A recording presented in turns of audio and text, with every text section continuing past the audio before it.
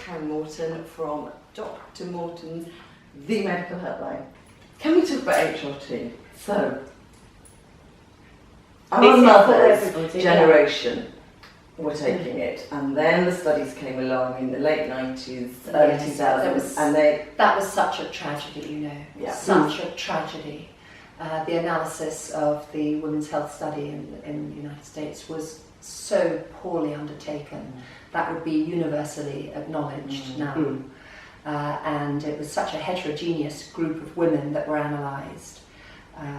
It's heartbreaking to think that that had such impact. I'm rather ashamed as a clinician, as a medic, that had such a bad impact, so unnecessarily.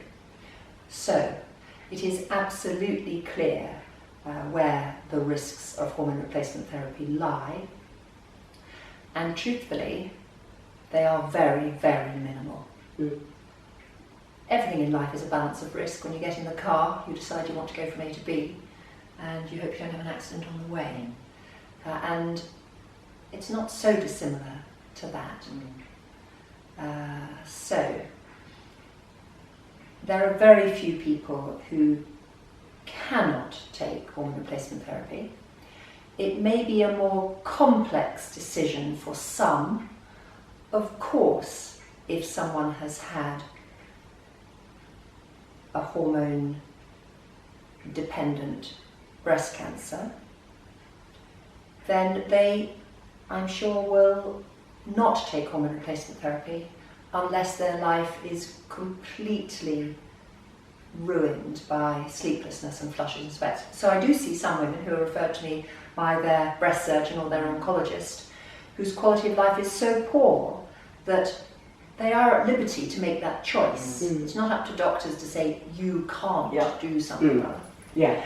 But at the very least, those ladies should consider using some estrogen into the vagina if vaginal dryness is the issue. Because that's a local nutrient, really. One can't say that zero of the estrogen in the cream or pessary would get into the circulation, but it will be near enough zero. And so if you can't have sex with your partner, that's a very bad, destructive thing. And if it hurts, why would you want to do it? Exactly. So there are even permutations for those ladies. But ladies who have, say, a family history, say their mother had breast cancer, that can be drilled down into more detail to understand whether it really is a risk. But of course, doctors or Hot Flush is not there to impose hormone replacement therapy on anybody, it's there to inform and allow people to make their own choice. Which is what we were saying, after going through all of these layers, we said, and then there's always HRT, and it's going to be, and we've done our own little survey, and it's, I think 50% of the women that we spoke to said, I really wouldn't touch it. But at this phase, they might not be suffering anything. Yes.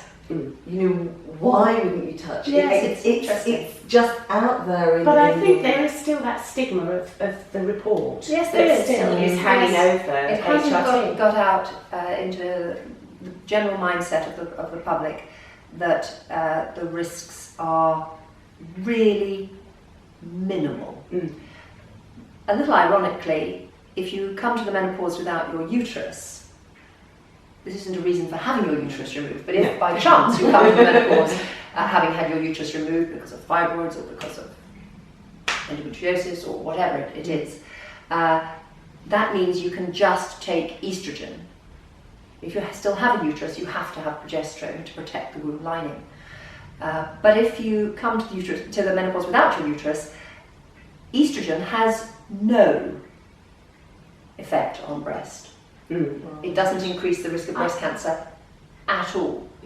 I think the question with quite a few people that we know who are on HRT and they're taking it for various reasons is they've got no understanding of how long they're going to be on it for. Yes, there's this idea that it's going to carry you past the time when you're going to have symptoms, carry you past the menopause. Just get those definitions clear, I think, actually. So the menopause is a single date in time. It's the date of the last period ever. When you look back, you say, I never had another period after January. That's when you go to the 2017. party. Going forward, women will be having menopause parties.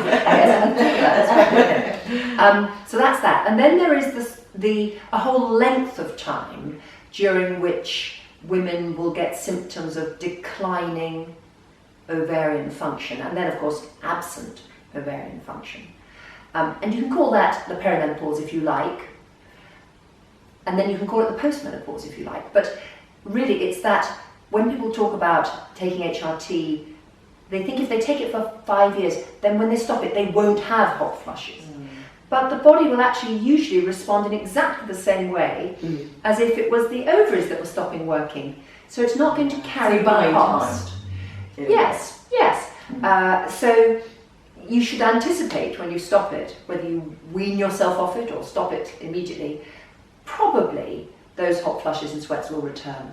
And the evidence is now clear that there is no reason for telling women you can only take it for 5 years. Interesting. No reason at all. And when you're taking it, do you have checkups? So do you have regular checkups to see your GP? Or There's no reason why you would have checkups any more often than anybody else should have health checks. Right. Because it doesn't increase your risk of high blood pressure. It's natural estrogen. It's not synthetic estrogen like in the contraceptive pill, which can cause a rise in blood pressure. But everybody should have their blood pressure checked. Yes. Yeah. But most people, of course, can have that done at the gym. Or they can walk into Boots and put their arm through somewhere and through a hole and have their blood pressure taken. We should be far more proactive about getting basic information from our Fitbits or our gym absolutely. or I think whatever. as a nation, we just don't know very much about our health. Yes. And I think that's why women arrive at the menopause completely nonplussed, because we don't have that relationship Yes. with the gynaecologist. I believe in the USA, you go to your... Not just in the USA, or but in Europe as well. in You Europe, would go and you will definitely. have your gynaecologist. Yes. It's like, well, you don't have a bit. Yes. We have, in this country, we have a GP practice with a nurse attached. Yes. and Who do your smear tests. Yes. And other than that, as individual, I just think we're coming to a time where we have to be informed and we have to take control. And Have that's to take a really control. good tip about That getting applies, your blood pressure I think, checked across at the gym. board for health in Totally. this country at the moment. I don't like to say that the NHS is drowning, because I support the NHS and work in the NHS and think it's fantastic.